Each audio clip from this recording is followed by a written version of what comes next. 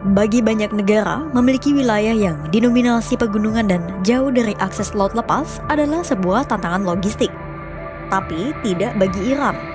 Bagi Teheran, sekumpulan pegunungan yang mengelilinginya justru diubah jadi benteng alami yang hampir mustahil ditembus musuh. Benteng itu disebut sebagai Pegunungan Zagros.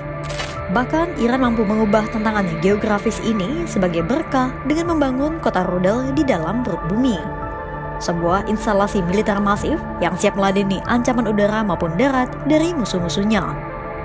Lantas, apa itu Pegunungan Zagros?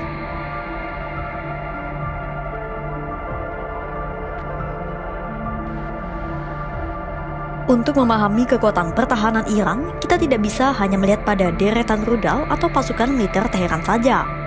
Kita harus melihat ke bawah, ke tanah Persia yang mereka pijak.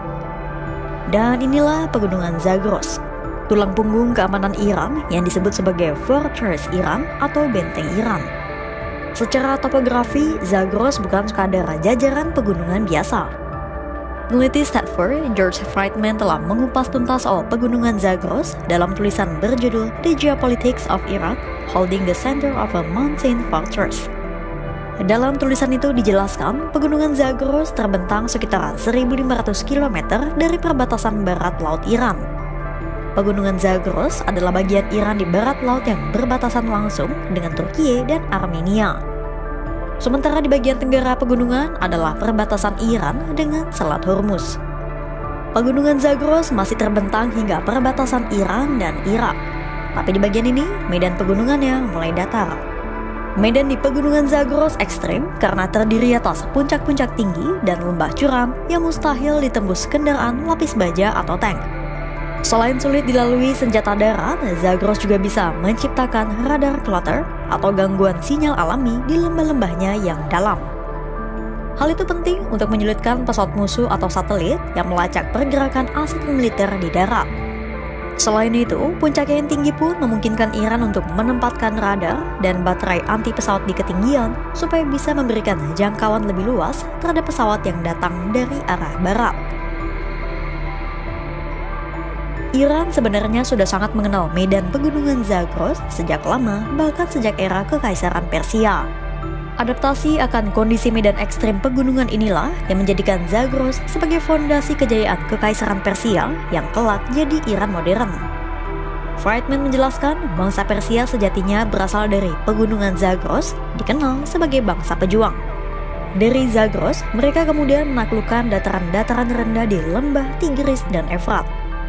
Friedman menjelaskan, jauh lebih mudah bagi bangsa pegunungan, yakni bangsa Persia, untuk turun dan menyerbu dataran rendah daripada sebaliknya.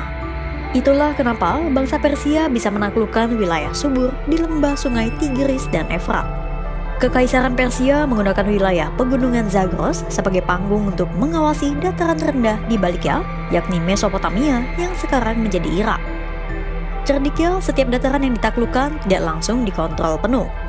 Persia saat itu memilih memberikan otonomi yang luas kepada wilayah yang ditaklukkan. Dan alih-alih melakukan penindasan total, Kekaisaran Persia memilih untuk menghormati budaya wilayah taklukannya dan memastikan mereka menerima manfaat dari sistem Kekaisaran Persia. Jadi, wilayah taklukan itu tidak akan melakukan pemberontakan di pegunungan yang tentu akan sulit diredam. Tujuannya agar wilayah itu tetap bisa menjadi akses Kekaisaran Persia untuk tetap mengirim perbekalan bagi perang dengan aman lewat pegunungan yang memiliki medan sulit.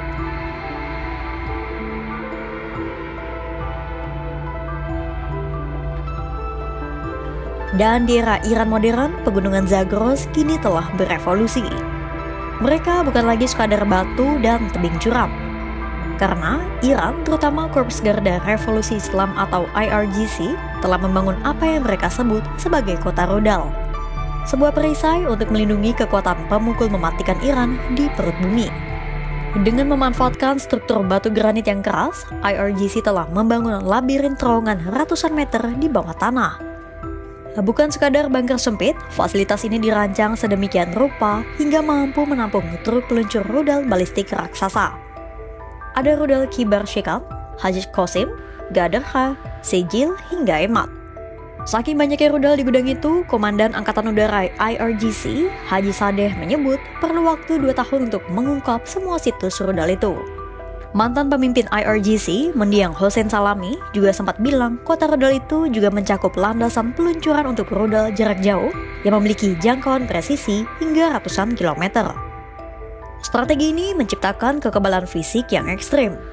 Iran mengeklaim kota rudal membuat aset-aset strategis aman dari hantaman bom penghancur bunker konvensional seperti punya Amerika Serikat. Download Tribun X sekarang, menghadirkan lokal menjadi Indonesia.